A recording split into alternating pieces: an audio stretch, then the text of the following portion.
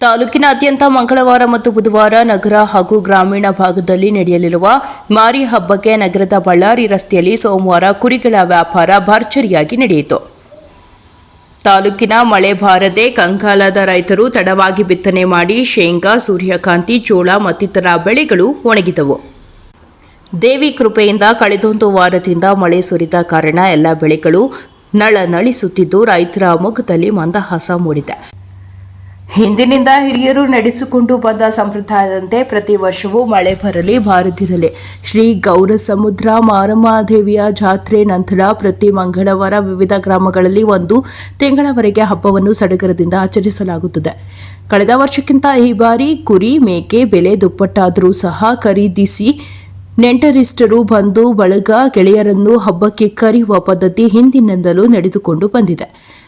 ಸಾಲ ಮಾಡಿಯಾದರೂ ತುಪ್ಪ ತಿನ್ನು ಎಂಬಂತೆ ಮಾರಮ್ಮನ ಭಕ್ತಿಗೆ ಶರಣಾಗಿ ಸಾಲ ಮಾಡಿಯಾದರೂ ಕುರಿ, ಕೋಳಿ ಖರೀದಿ ಮಾಡಿ ಈ ಹಬ್ಬವನ್ನು ತಾಲೂಕಿನ ಎಲ್ಲ ಹಳ್ಳಿಗಳಲ್ಲೂ ಸಂಭ್ರಮದಿಂದ ಆಚರಿಸಲಾಗುತ್ತದೆ.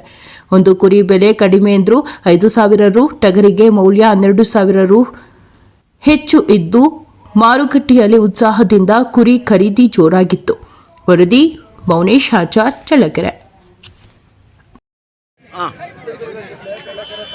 ಪ್ರತಿ ವರ್ಷ ಬರ್ತದೆ ಮಾರಮ್ಮನ ಹಬ್ಬನ ಇಡೀ ತಾಲೂಕು ಎಲ್ಲ ಹಾಗೆ ಮಾಡುತ್ತಿದ್ದೇವೆ. ಹಿಂದಿನಿಂದಲೂ ಪಾರಂಪರ್ಯದಿಂದ ನಡೆಸ್ಕೊಂಡು ಬಂದಂಥ ಹಬ್ಬ ಮಾರಮ್ಮನ ಹಬ್ಬ ಮಾಡುತ್ತಿದ್ದೇವೆ. ಎಷ್ಟೆಲ್ಲ ಪಟ್ಲಿಗಳು ಬರ್ತವೆ ಇಲ್ಲೆಲ್ಲ ಸುತ್ತಮುತ್ತ ಹಳ್ಳಿಯಿಂದೆಲ್ಲ ಬರ್ತವೆ. ತಿರ್ಗಾ ಆಂಧ್ರದಿಂದ ಬರ್ತವೆ, ಇಲ್ಲಿ ಸುತ್ತಮುತ್ತ ಹಳ್ಳಿಯಿಂದ ಎಲ್ಲ ಬರ್ತವೆ. ಚಳ್ಳಕೆರೆಗೆ ಚೆನ್ನಾಗಿ ನಡೀತವೆ. ಸಂತೆ ಒಳ್ಳೆ ಮರಿ ಸಿಗ್ತವೆ. ಒಂದು ತಿಂಗಳು ಪೂರ ಎಲ್ಲ ನೀವು ತಿಂಗಳು ಪೂರ ಮಾರಮ್ಮ ಆಗುತ್ತೆ ಇಲ್ಲಿ. ಒಂದೊಂದು ಮನೆಗೆ ಒಂದೊಂದು ಎಲ್ಲ 3 ಕಳಿಯರು ಇರ್ತಾರೆ. ಈ ದೇವತೆಗೆ ಅರ್ಪಣೆ ಕೊಡ್ತಿದ್ದೆ.